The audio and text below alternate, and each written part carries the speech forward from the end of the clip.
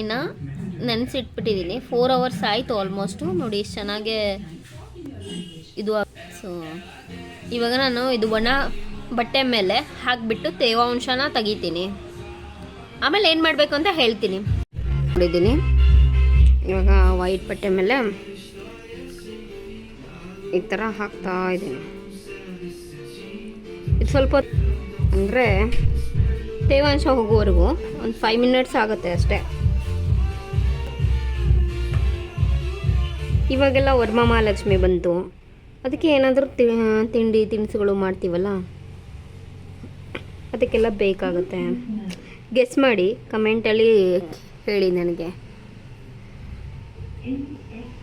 ಇವಾಗ ನೋಡಿ ಇದು ಒಣಗಿದೆ, ತೇವಾಂಶ ಹಾಗೇ ಇದೆ, ಬಟ್ ಸ್ವಲ್ಪ ಸ್ವಲ್ಪ ಒರೆಸ್ಬಿಟ್ಟು ತಗೊಂಡಿದ್ದೀನಿ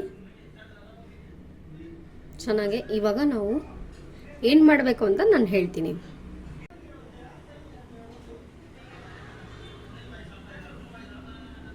ಸ್ವಲ್ಪನೇ ಆಯಿಲ್ ತೊಗೊಂಡಿದ್ದೀನಿ. ಯಾಕೆ ಅಂತಂದರೆ ಅದು ಇದು ಸ್ವಲ್ಪನೇ ಇದೆ, ಒಂದು ಬೌಲ್ ಅಷ್ಟೇ ಇದೆ. ಆಮೇಲೆ ಇದು ಫ್ರೈ ಮಾಡಿದ್ಮೇಲೆ ತುಂಬ ಕಮ್ಮಿ ಆಗತ್ತಾ.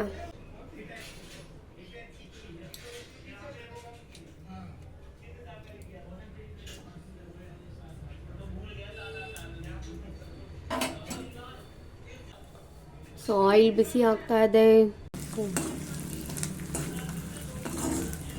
ಚೆನ್ನಾಗಿ ಫ್ರೈ ಇದೆಲ್ಲ ಬಬಲ್ಸು ಹೋದ್ಮೇಲೆ ಶಾಂತವಾಗುತ್ತೆ. ಆಮೇಲೆ ಒಂಥರ ನಾನು ಒಂದು ಬೌಲ್ಗೆ ಸ್ಟೇನರ್ಗೆ ಟಿಶ್ಯೂ ಪೇಪರ್ ಹಾಕ್ಕೊಂಡು ಇಟ್ಕೊಂಡಿದ್ದೀನಿ.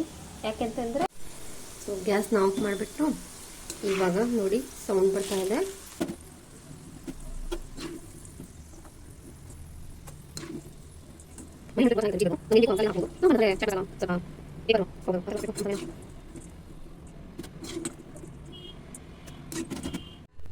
ಸೊ ಆಯಿಲ್ ಎಲ್ಲಾನು ತೆಗಿಯೋಣ. ಸ್ವಲ್ಪ ಒರೆಸ್ಬಿಟ್ಟು ಸ್ವಲ್ಪ ರುಚಿಗೆ ತಕ್ಕಂಥ ಉಪ್ಪು,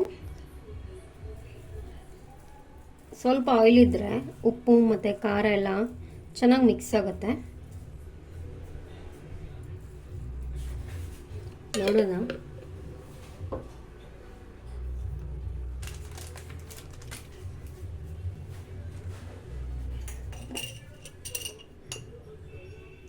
ಸ್ವಲ್ಪ ಖಾರ ನೋಡೋಣ ಬನ್ನಿ ರಿಯಾಕ್ಷನ್ ಹೇಗಿರುತ್ತೆ ಅಂತ.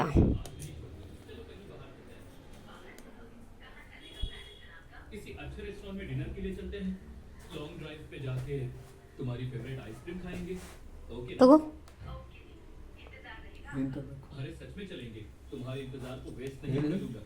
ತಿನ್ ನೋಡು. ಏನದು ಗೊತ್ತಾಗಿಲ್ವಾ? ಗೆಸ್ ಮಾಡು.